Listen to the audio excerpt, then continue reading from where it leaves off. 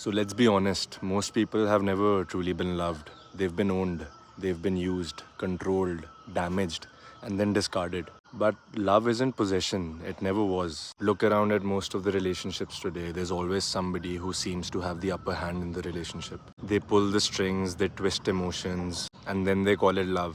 But love has nothing to do with control because you can only control things and you're not a thing. You can own a car, you can own a phone, but a person, a soul, a heart, you can't own that.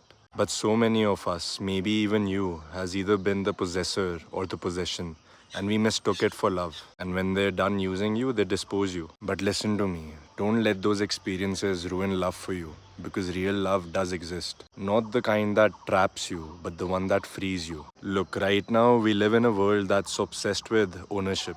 We like to own people's time, their body, their emotions. We emotionally manipulate, gaslight, control, all in the name of love. But love has nothing to do with playing God. Real love only begins once you start to get to know yourself, once you really know who you are. Because once you do that, no one will be able to play with you again. People won't be using you like you're a thing. No one will be able to possess you. So start there. Start with yourself. There is so much life inside of you. There is so much love inside of you. You just haven't started living yet. And Osho says that love is the beginning of freedom, not the end. Where love exists, there's no need to possess because there's no fear of losing. Honestly, you deserve love, not a cage painted with a rose on it. So let me know if you've ever mistaken possession for love.